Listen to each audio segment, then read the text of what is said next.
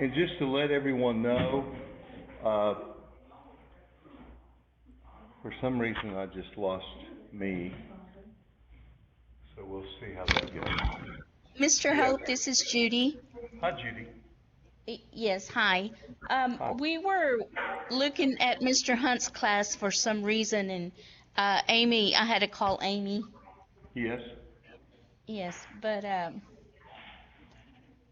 You were do seeing you his have the class? doc cam? I'm sorry? You were seeing his class and not mine? Uh, You see my class? Hope? I see you all. Okay. mm, no, I'm not seeing your class, Mr. Hope. Hold on. No, I'm sorry. We're without a monitor today, so I'm not able to get my regular switching to work. Y'all bear with me. There we go. I was there for a moment. So we're just gonna have to deal with it. Hey, Um, I class. think there's a mic on. It's echoing pretty bad. Okay, I'm sorry, Judy and Ms. Betts.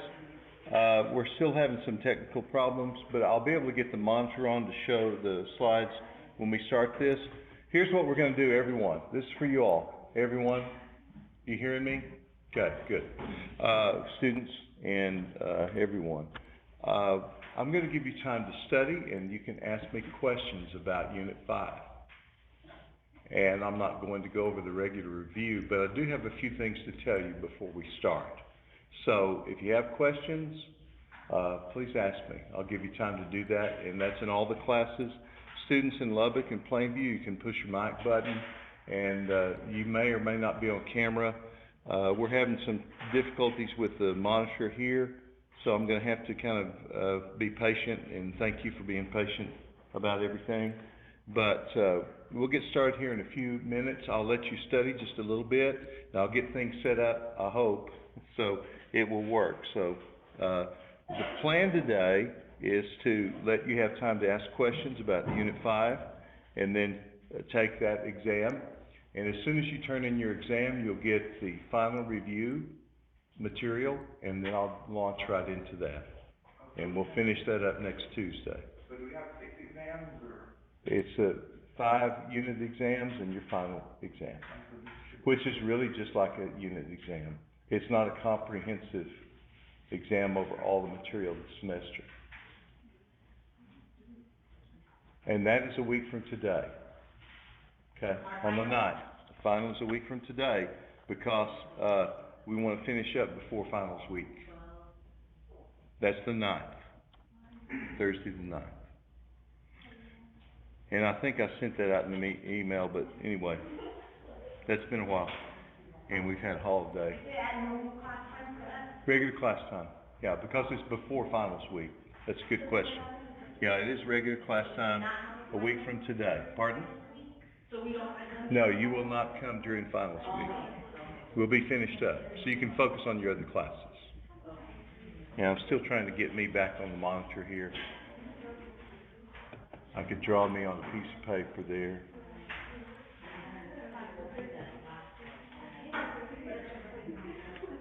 And Ms. Betts, there I was, and I lost me.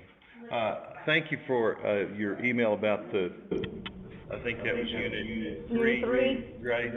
Uh-huh. Yes, ma'am. I haven't located them, but I do have the grades, so no problem. Okay, thank you. Yeah, thank you. Mm-hmm. Camille? How you doing, Nick? Doing well. I'm doing well with a few glitches here.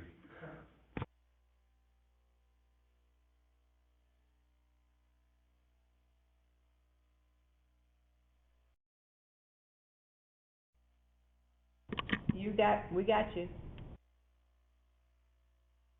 You had me. I keep disappearing and I don't do a thing. It just happens. So,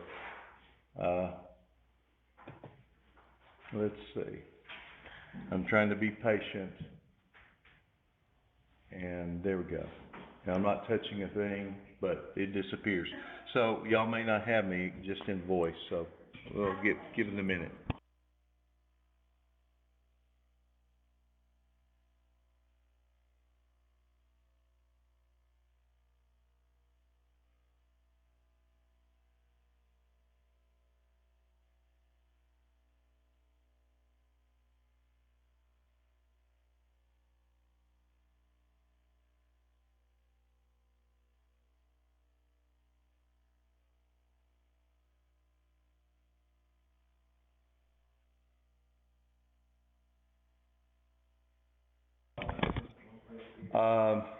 Question was, and I'm still not seeing myself, y'all be patient with this.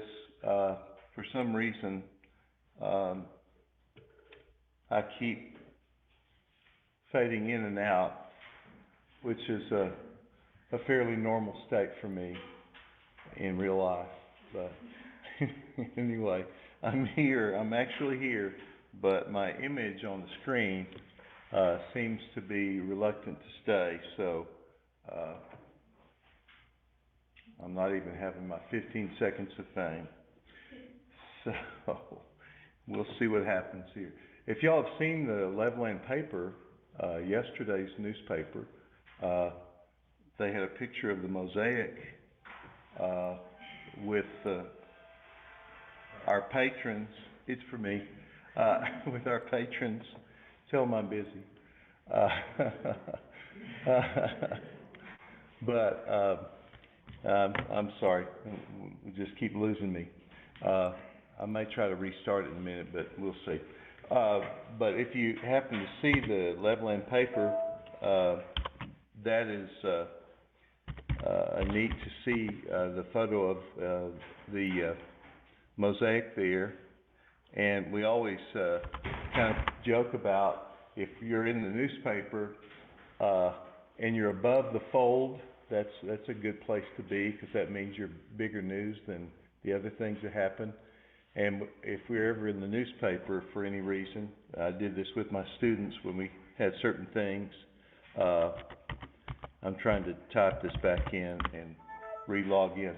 But when I said, well, gosh, we made it above, we're above the wreck of the week. Usually in Levelland paper, they have a picture of whatever big car accident has happened.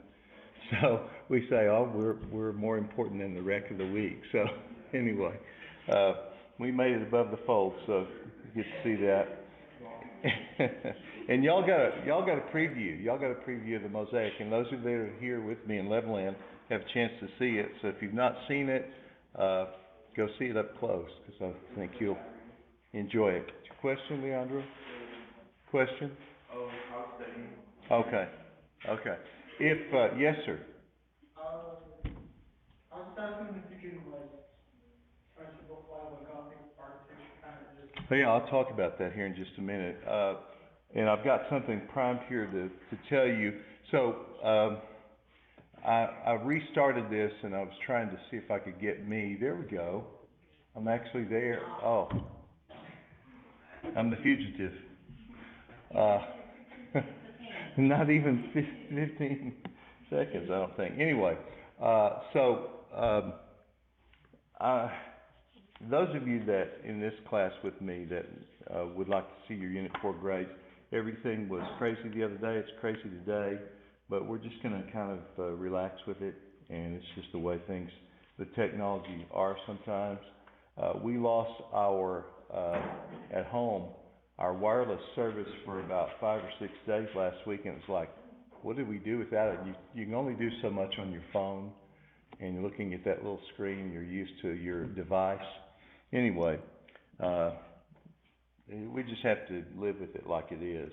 One of the things, and see if I can go to this, one of the things about Gothic architecture, I'm going to hold very still. No, it doesn't matter.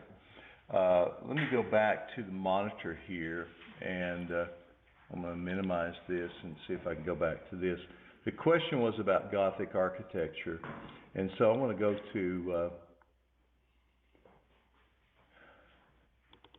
we're talking about Unit 5. Gothic architecture is very distinctive, and they built larger cathedrals than had ever been built before because of the ability to use stone in a way that had not been used, but basically it was an arch system. And so let's see if we can get there. There we go.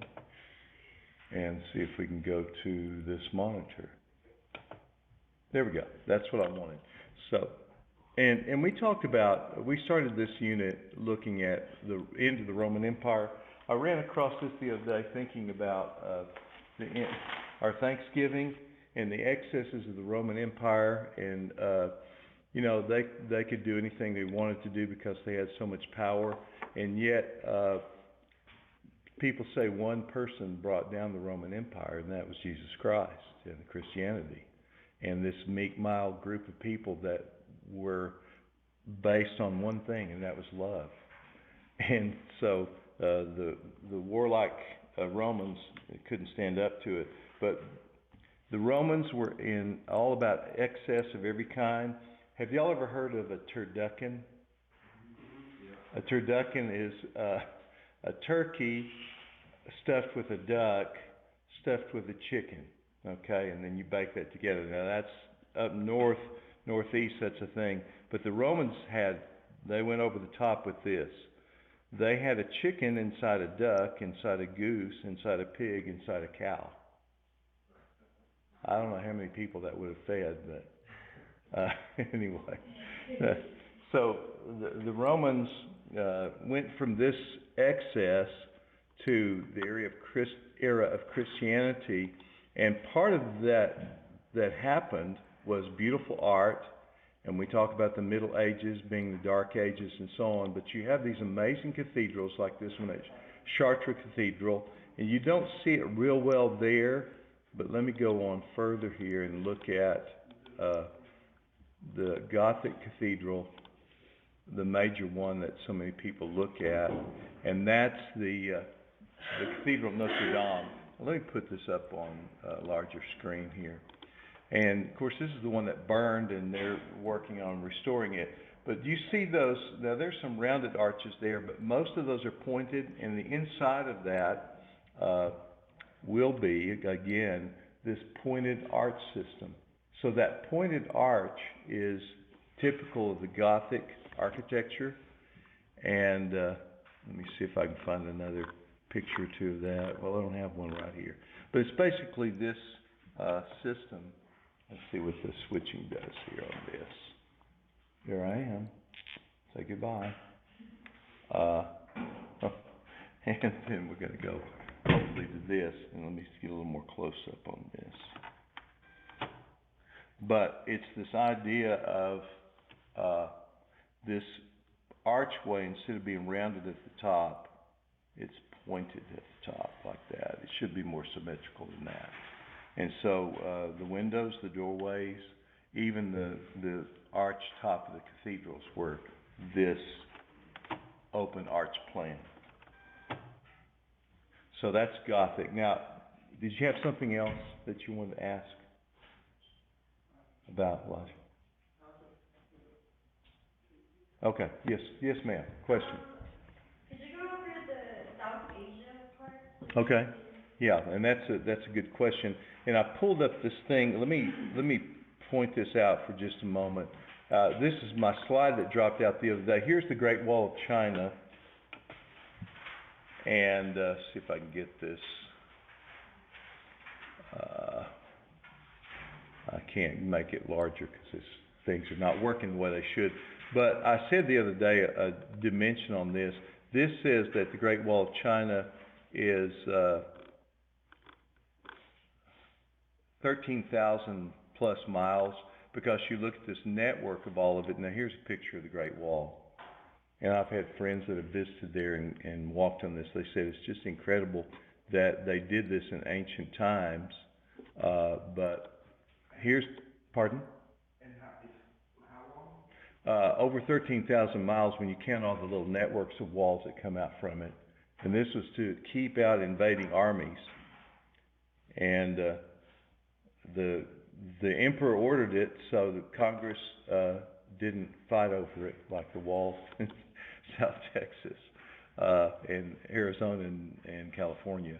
But anyway, this was to stop the invading armies. It did a pretty good job. And they eventually broke through and came through and invaded China. But anyway, China's always been kind of isolation minded. But let me go back to this, and I'll talk about this real quickly, and looking at this. One of the things that it says on the text is this idea of ukiyo-e. Y'all have that? I don't have my notes in front of me. Let me pull this up here. One of the things that it talks about in Unit 5, and that's on, where are we?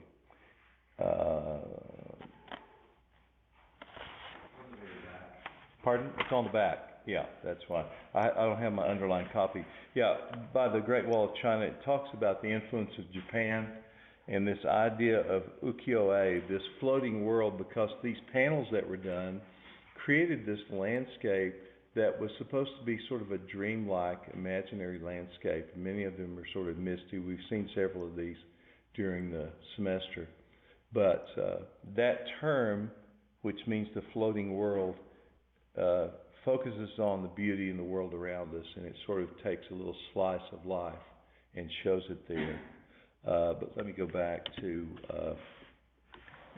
what else did you, I mean, we looked at this, you remember this, right? Because we looked at this before. These, the burial that the Emperor Qin Shi Huangdi did in China, and he wanted to preserve his army even as a pottery army. And so you have influences like Raku pottery and some other things. Those are the main things that we talked about, though. And then I'm not going to ask you any questions about Buddhism or Hinduism or anything like that. And one of the other things in that same chapter that we looked at was this migration from the Philippines, these people navigating across great expanses of ocean to populate these islands all the way to Hawaii.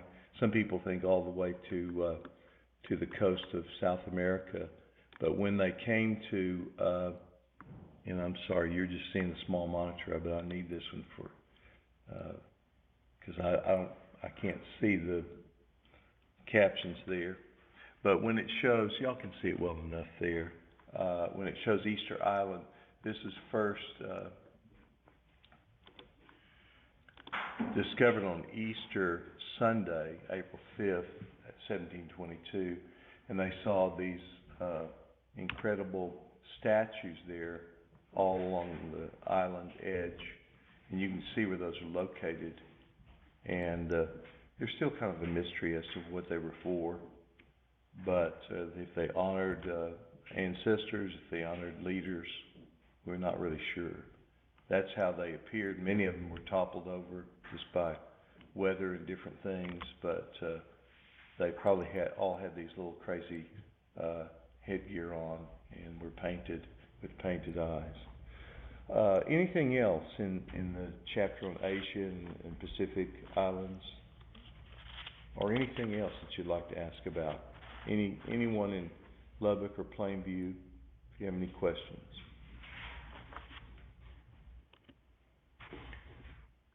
And we talked about not only Christianity and these different places there. And of course, you folks in Plainview, we featured your Plainview Point there. And there were several of these points that were found there, but that your monument there is honoring that particular site, which is known around the world. And Clovis Points, because at Clovis or near Clovis, in Portales area, and near Plainview, they found these particular types of points that are different than anywhere else, and they even have the Clovis culture they talk about.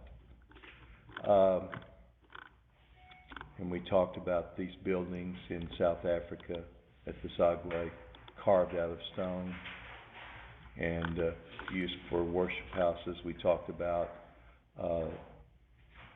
the importance of images at one time in Islam, and eventually how it just came down to simple geometric patterns like this. This is a mihrab. You know what that is, right? What's the purpose of that? The people could put their prayer rug there, and they could face Mecca. All these face Mecca.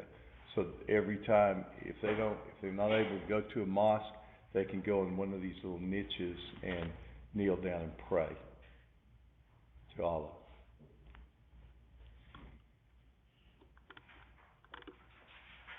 I've heard people having a prayer closet at home. And you know the importance of the influence of these African art pieces like this, right? Who did they influence? Yeah. When they were shown in Paris first, Spanish artist Pablo Picasso was living there and other artists, and they saw these and it influenced Cubism. We'll talk more about that next chapter anyway. And we talked about, we went from the Renaissance. You know what the Renaissance means, right? The Middle Ages. Middle Ages. I'm thinking about Renaissance because that's what I want to talk about here in a moment. We went from the Middle Ages. You know what the other term for Middle Ages is, right? The Dark Ages. Was it dark? No. Not hardly. Not hardly at all.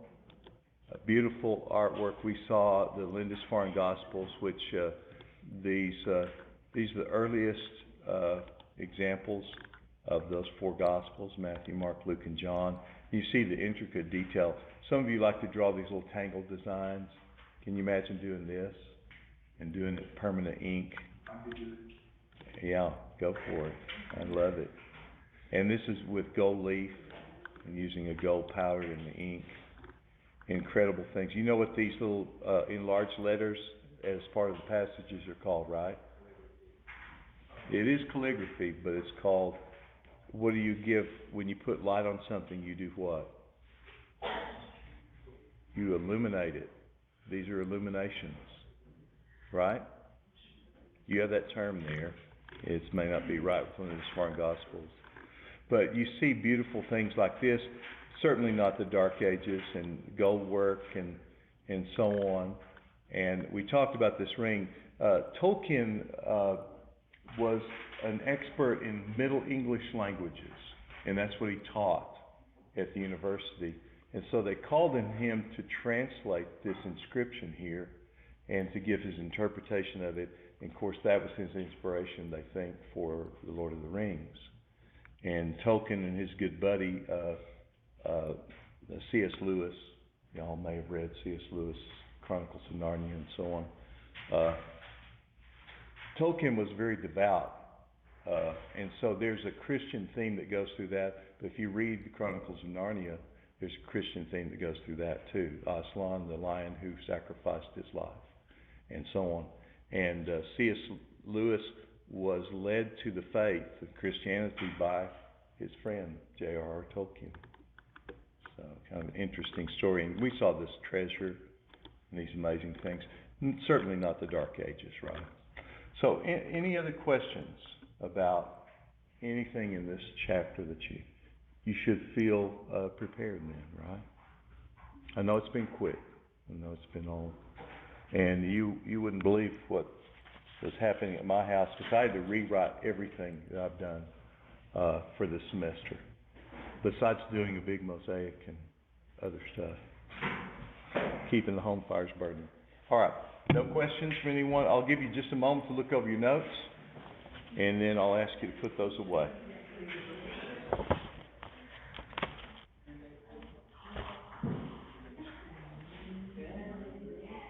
Oh, yeah, and if you'd like to, folks in this class, if you'd like to come up and look at your test when you turn in this test, the Unit 5 test, look at your Unit 4, remind me and I'll show you yours.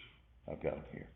But I also, when we do the test and you turn it in to us, then we'll give you the final exam review, so you'll have it right away.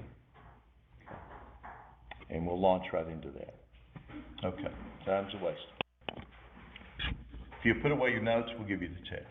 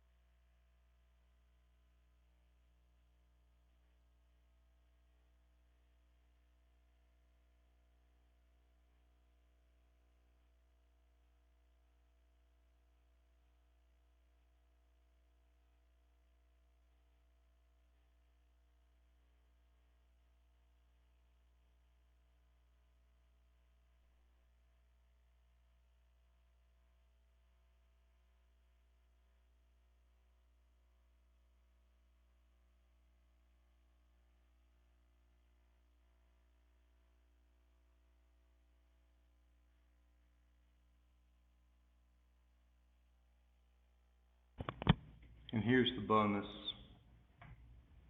You can just put your response to this at the end. Just a heads up, that's not the Plainview point.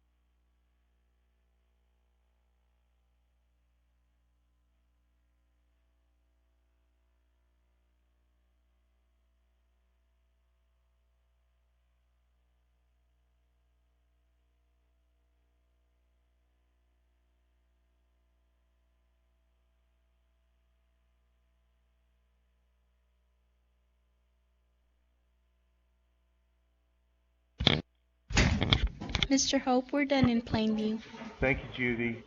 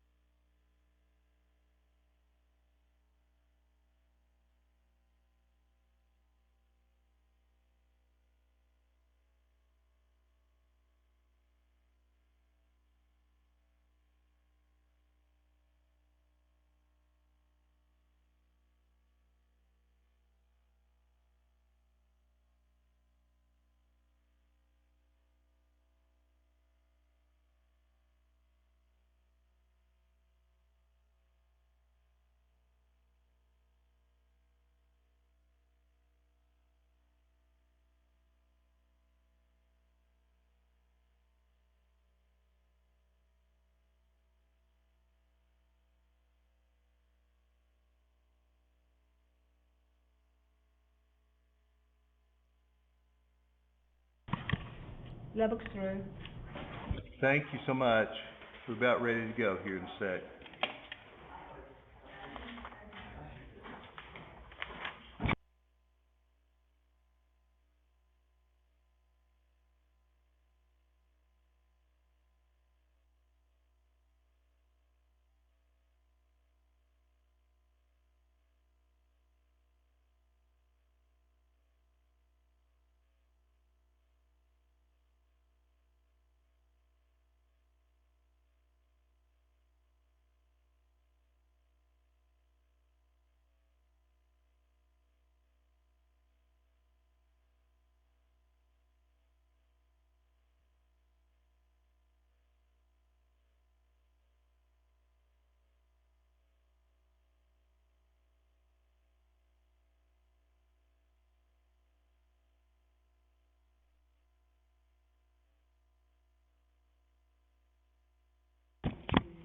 All right, Chuck, bear with me for a moment, and I'm gonna try to, again, to switch cameras here.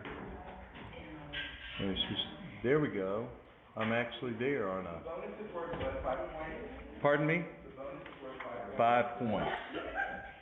Okay, y'all give me just a moment, because I've got, folks making up tests, and I'm trying to make sure I don't, get anything mixed up. Let me tell you one thing that did happen, and let's see if I can get a little more close up here. One thing that did happen in the last week or so, I had entered all of the bonus points in Grade Center, and if you ever wonder about your grades, I enter them as soon as I grade them, which is usually later the same day as you take the test, which I'll do today with this Unit 5. And they're on the Grade Center, but what happened was all the grades disappeared, and it seems like they're not averaging. Now, that's not just those aren't your unit test grades, but those are the bonus points. And so we've got to try to figure that one out. There was a thing that happened with Blackboard yesterday, but it shouldn't have affected that. So, I apologize for that. If you go to that and you panic, but don't panic, we'll get it worked out. We've got time to do that. So let me see if I can saddle up here and get to where I need to be. We're looking at chapter 15 next, which is the Renaissance. And we're looking at the idea of what the Renaissance means. So you have that. The Renaissance comes from a French word for what? Says it on your your final review, rebirth, right? Now, let me see if I can get back to where I need to be, and you'll lose me here, so I'm gonna wave goodbye on the monitor, and let's see if I can get back to where I should be here, and, log back on. And we'll get rolling on this. Okay, so I'm gonna close this out, and we'll go to unit, oh no. So I'm not sure why my final units aren't on here. Okay. That throws me for a loop right there, because that's not showing up. Okay, y'all bear with me for just a moment. I'm gonna do a switch. It's always good to have plan B, right? So that's what I'm doing right now. For some reason, that's not showing up.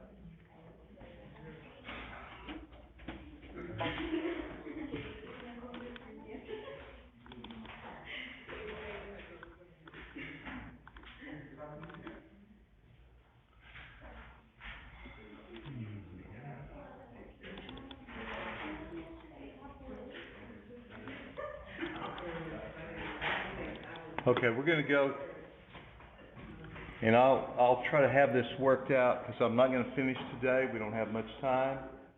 But y'all bear with me, and I'm gonna go through the first part of this, and then we'll finish next Tuesday, all right? And, because I've had to do this, it switched, but we'll get the monitor back here. There I am. But that's not what we need to see. So I'll have it switched back by next time. Have I shown you this before?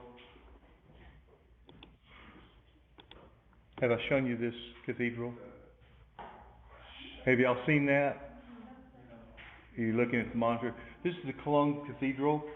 This is the largest cathedral that's done in the Gothic style, and I'd left it off the other presentation, but our friends, when we went to visit friends in Germany, and we met this couple because their daughter was a student at Levelland High School in the foreign exchange program.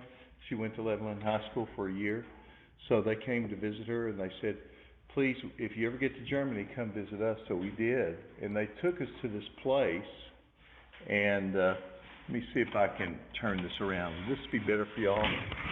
Easier to see this class? Is that easier? Better? Okay, so you see this amazing cathedral. This is the Cologne Cathedral in Cologne, Germany.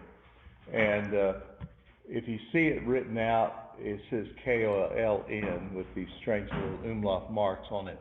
But this cathedral is pretty incredible. I've got the size written down, and it's let's see if it says it on here. Yeah, this cathedral is, no, it doesn't say it on there. I've lost my original presentation, so I had to go back to this older one. But I'll talk about this next time. Our friend that we met in Germany, who was a history teacher, showed us this picture, and I said, well, that's so amazing that they saved, the Allies bombed Cologne, which is a big factory center where they were making tanks and ships and submarines and so on. And he kind of smiled, and I said, what? And he said, they didn't save that just because of the church. They saved it because that was their aiming point for the bombs that they were dropping on the factories. But it's fortunate that they did save it. They tried not to destroy churches and things, but that was sort of a thing that did happen. These beautiful stained glass windows and so on. That's the Gothic style. So we kind of segue into the Renaissance, which is this idea of rebirth and then Baroque Europe. And we're looking at chapter 15, which is in your text on page 394. And it starts out with all these views of the Sistine Chapel. And we'll talk about that next time. I'll show some of those. But here's the map of Europe. Pardon me. I'm seeing something entirely different. But Renaissance Europe, the Renaissance mainly was in Italy, but not entirely in Italy. And it was in Germany and in Flanders and other places. And I showed this before, I think, where this work by Cimabue, what is that, 1260?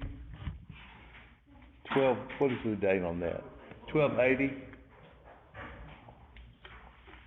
And then, in just a few years, they developed oil paints, and they began to develop a style that was much more realistic. And so you see this style, and you can tell the difference. See how flat this one looks compared to this?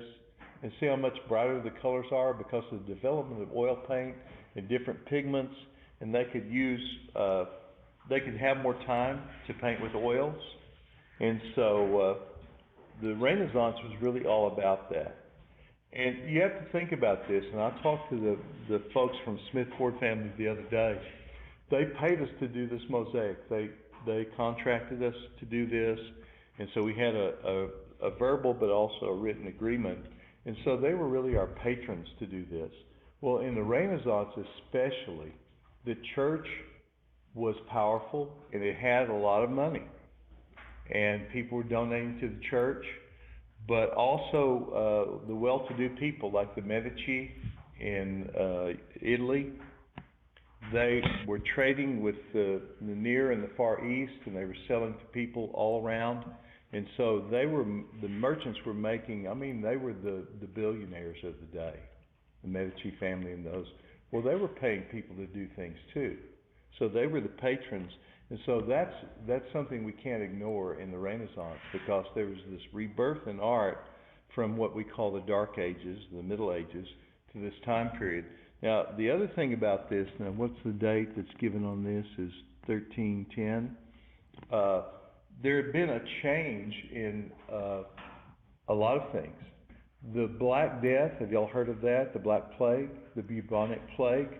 Michelangelo held his brother who was dying of the Black Plague. Michelangelo didn't get it, but millions of people died with the Black Plague.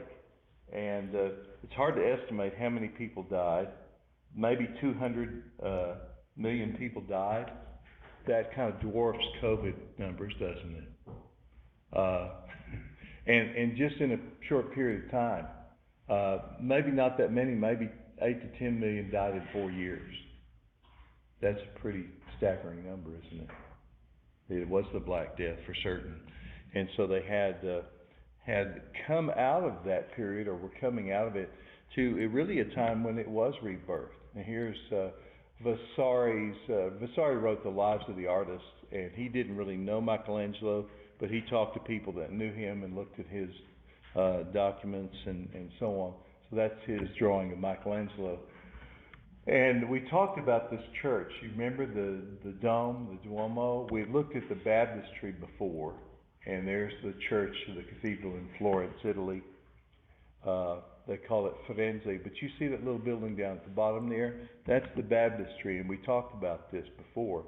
Here's Bruno. There was a competition, and a lot of your text starts out with the Sistine Chapel, which was later, but many people believe that the Renaissance started with this competition for these baptistry doors, and several people submitted designs for the baptistry doors. One was this guy named Filippo Brunelleschi.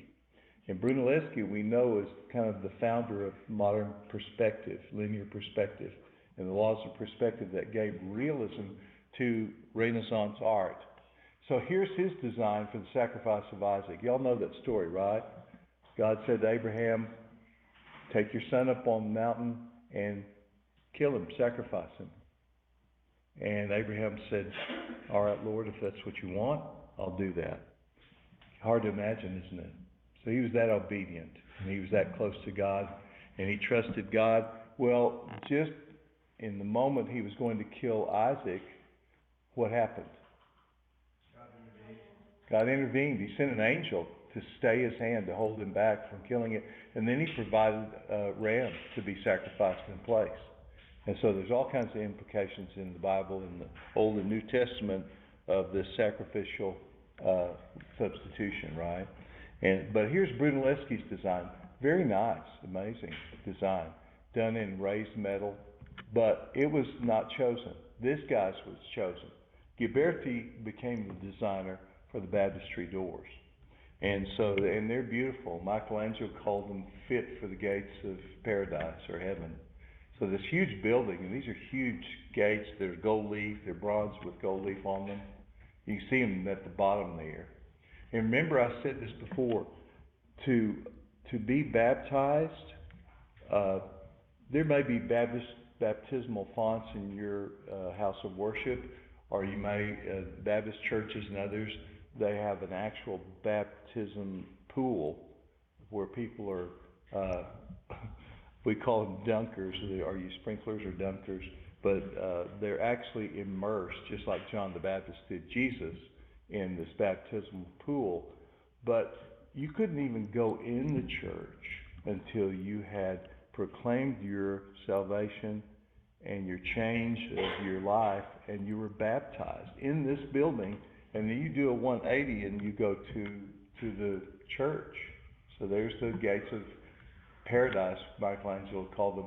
But you see this great cathedral with this, one of the largest domes ever built. And that was designed by the guy who didn't make it as a designer of the baptism doors. And that was Filippo Brunelleschi. And it's still a wonder. And you don't have these slides in your text or these photos, the illustrations. But I wanted to show you this. Architects still marvel at this. And I've talked to one of the architects that used to teach at Tech. She said, I've been all inside this. And she said, it's still amazing. Even with modern materials, it would be an incredible thing to build this. And it's so huge. But you have these brilliant colors that came in because of oil paints that have not been seen in frescoes. Michelangelo's paintings are beautifully colored, but you had a greater range of pigments. You had an ease of working that you didn't have before. So that was part of it. Now here is this sculpture. Is this the one by Donatello? Yeah, of David. You know the story of David, right? David, the shepherd boy who came to bring food to his brothers who were they were in a standoff with Goliath. And nobody wanted to fight Goliath. And David said, I'll fight him. I'm not afraid of him. And they tried to give him armor and everything else. And of course, this is in the classical style of the ancient Greeks to show the beauty of the human body. Very likely, David was not disrobed, okay? But he didn't want to put on armor. But he took a lowly weapon, right? His sling, and took one stone and put it in there and threw it and killed Goliath, brought him down and then cut his head off. So that's the head there. So that was kind of symbolic of what was done, showing the classical sculpture. Now, we've got time here, so y'all don't start leaving on me just yet.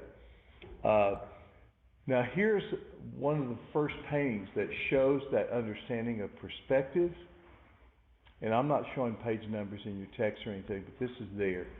This is the tribute money by a guy named Masaccio, an Italian artist. And the tribute money tells a story that's in the Bible, in the Gospels. Y'all know the story? They asked for tribute, tax money, really.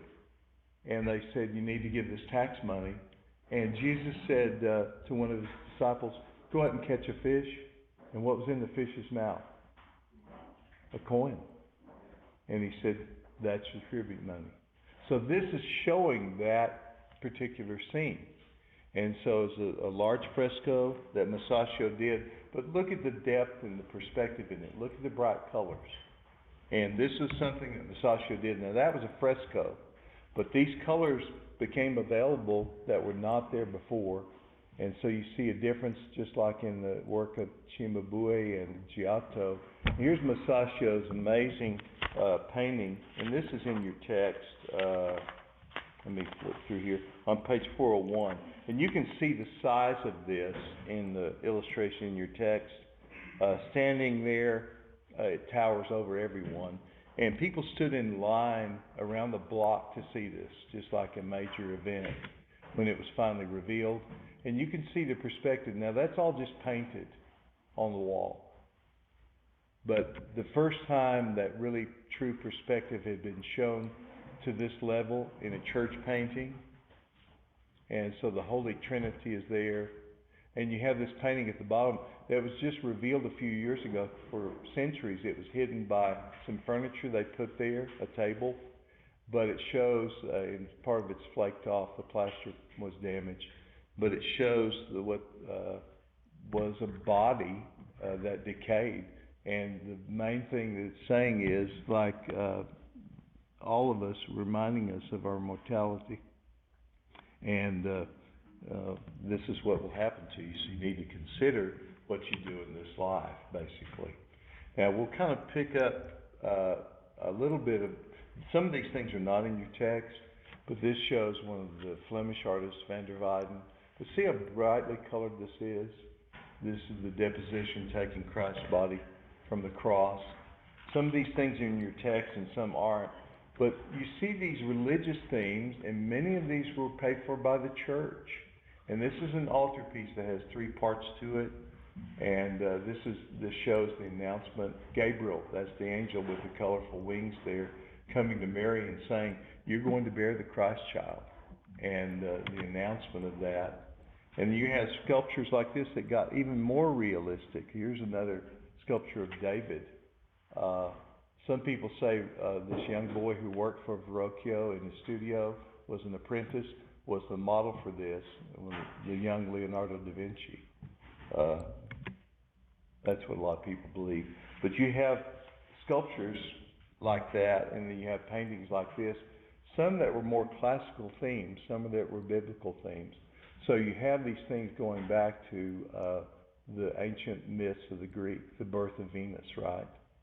And so I'll talk about what happened there, and we'll end with this today.